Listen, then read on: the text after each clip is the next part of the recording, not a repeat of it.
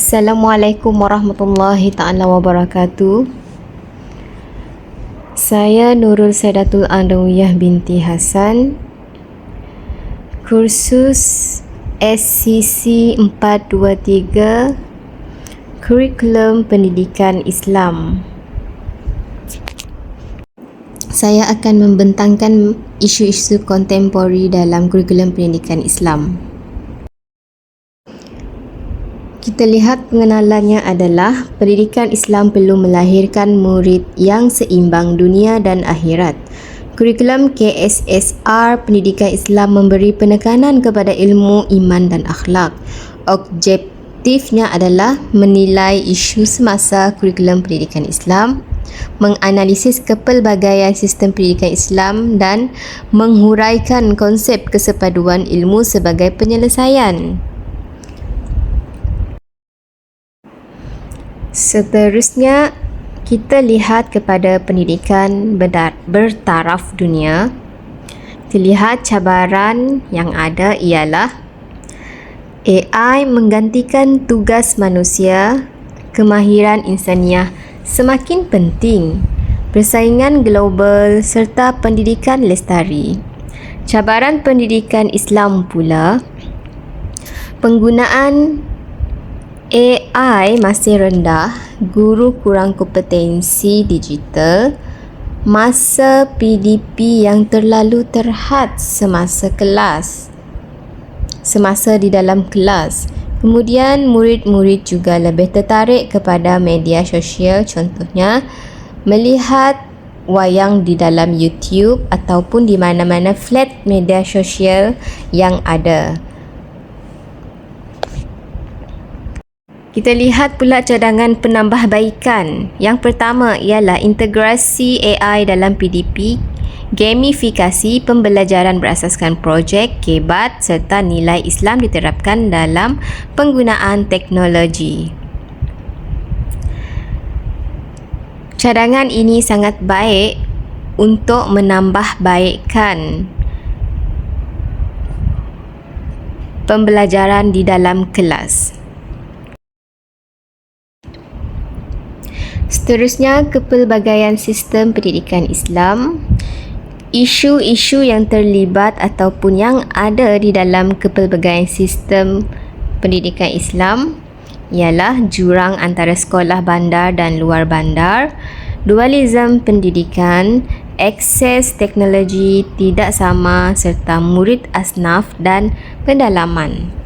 Antara cadangan yang diajukan ialah penyelarasan kurikulum, infrastruktur digital, latihan guru, kerjasama KPM, JAKIM dan sekolah-sekolah agama yang ada.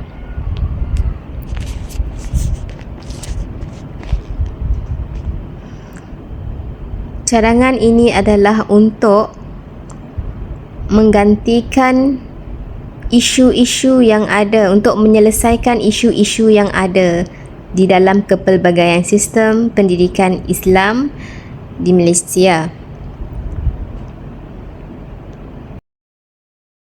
Oleh itu, guru-guru perlu memastikan isu-isu kepelbagaian sistem pendidikan Islam ini dapat dibendung dengan baik dan murid-murid boleh belajar dengan tenang dan dalam keadaan kelas yang kondusif. Murid-murid juga akan lebih rasa seronok bila belajar jika ada cadangan-cadangan yang dibuat, tindakan yang dibuat.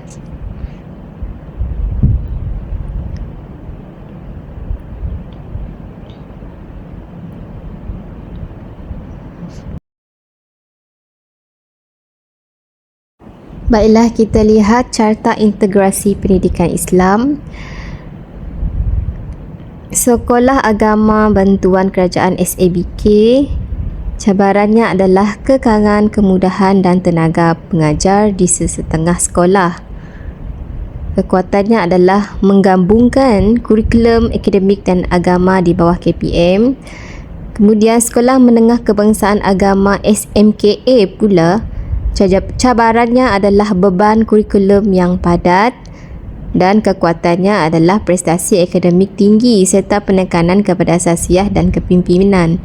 Tahfiz pula penekanan cabarannya adalah terhadap akademik dan STEM. Kemudian kekuatannya adalah melahirkan hafiz yang menguasai Al-Quran dan disiplin diri, serta sekolah agama swasta pula cabarannya adalah standard kurikulum dan pengiktirafat berbeza-beza. Kekuatannya adalah fleksibel dalam pelaksanaan kurikulum dan inovasi PDP. Cadangan-cadangan SABK adalah memperkukuh penggunaan AI, STEM dan perkongsian kepakaran dengan SMK dan tahfiz. SMKA pula menjalinkan program bersama SABK, tahfiz dan sekolah agama swasta bagi perkongsian amalan terbaik. Tahfiz pula mengintegrasi kurikulum akademik STEM dan teknologi digital tanpa menjejaskan hafazan. Dan yang terakhir adalah sekolah agama swasta. Cadangan integrasi adalah menyelaraskan standard kurikulum dengan KPM serta memperluas penggunaan teknologi pendidikan. Okay, kita ada 4 semua sistem pendidikan Islam, iaitu SABK, SMKA, tahfiz dan sekolah agama swasta. Di sini juga kita boleh lihat ada 4 carta integrasi pendidikan Islam. Sistem pendidikan Islam, kita ada juga kekuatannya, cabarannya, cadangan integrasi. Jadi semuanya ada perbezaan kekuatan dan cabaran, dan kita juga boleh menyelesaikannya melalui cadangan integrasi.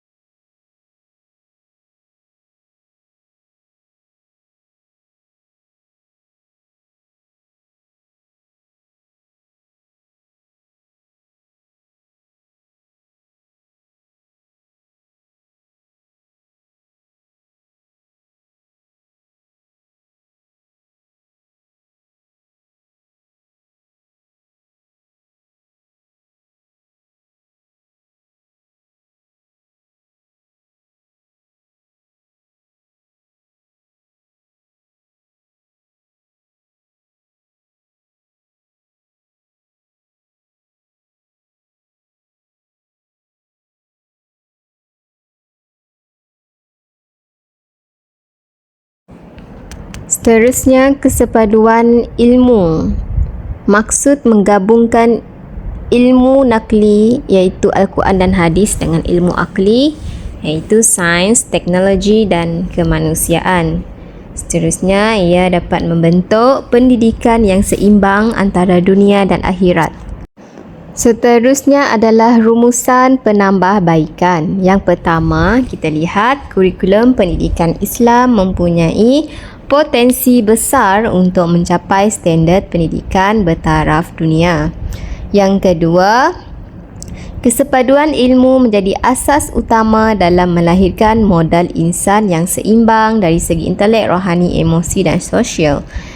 Yang ketiga, AI dan STEM bukan ancaman kepada pendidikan Islam tetapi untuk mengukuhkan peranan Islam dan pendidikan global.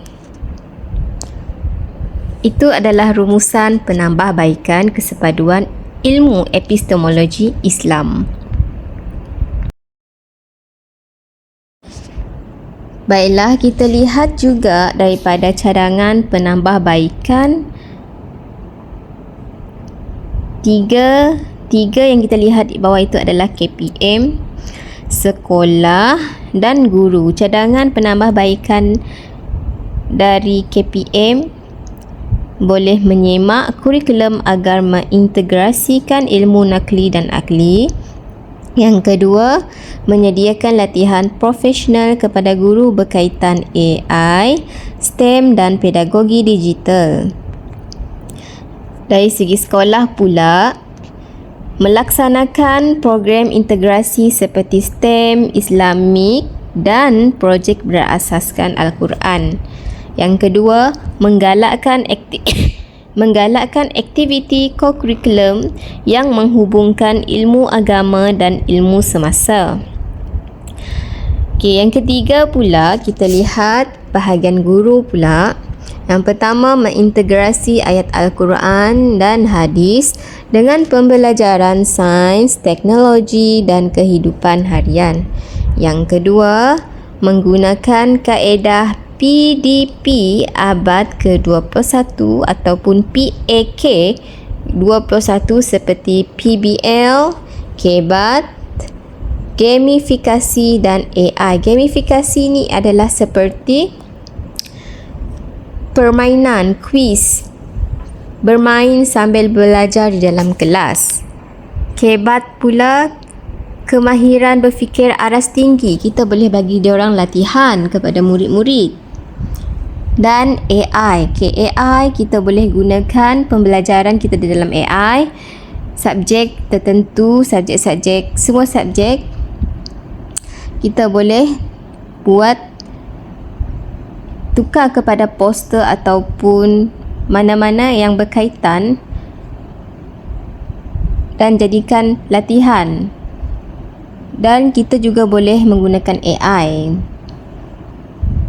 Itu kebaikan AI. AI ni kita boleh guna di mana-mana saja.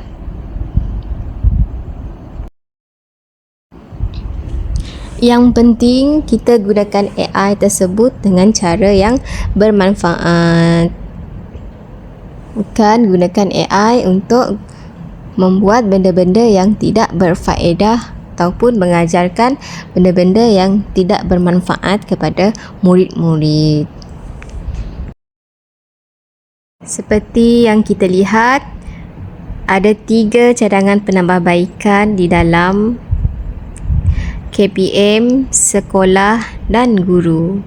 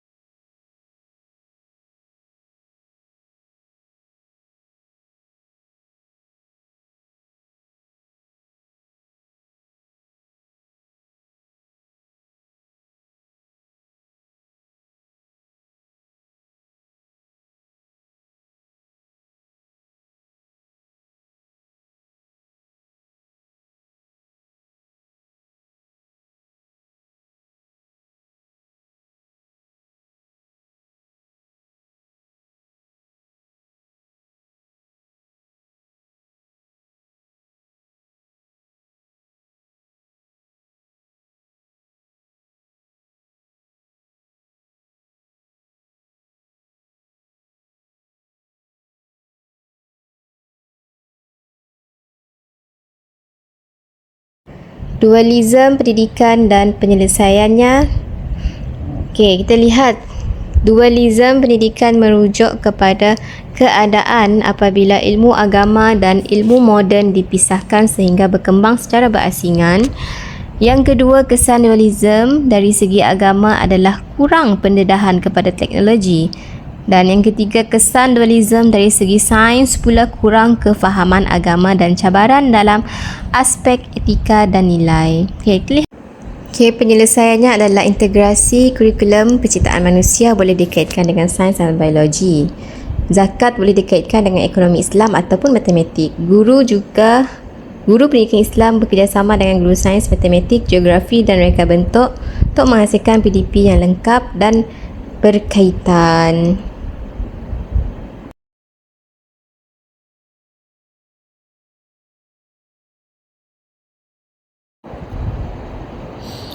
Kesimpulan daripada dapatan perbentangan pada hari ini ialah melahirkan model insan holistik, beriman, berilmu, beramal, berakhlak mulia dan berkemahiran selaras dengan falsafah pendidikan kebangsaan. Yang kedua, terdapat mengintegrasi ilmu nakli dan akli, menggabungkan wahyu dengan sains, teknologi dan kemanusiaan bagi melahirkan insan yang seimbang dunia dan akhirat. Yang ketiga adalah memperkasakan pendidikan bertaraf dunia, iaitu mengadaptasi AI, STEM, kebat dan kemahiran abad ke-21 tanpa mengabaikan identiti serta nilai-nilai Islam. Yang keempat, memperkukuhkan kerjasama sistem pendidikan Islam integrasi SABK, SMKA, tahfiz dan sekolah agama swasta dapat mengurangkan dualisme pendidikan serta meningkatkan kualiti pembelajaran. Semoga apa yang dibentangkan dan disampaikan pada hari ini dapat memberi cadangan, penambahbaikan serta memberi manfaat kepada guru-guru pada masa kini. Saya berharap pendidikan Islam akan lebih maju lagi tanpa ada dualisme pendidikan. Sekian, terima kasih. Saya ucapkan syukran jazilan.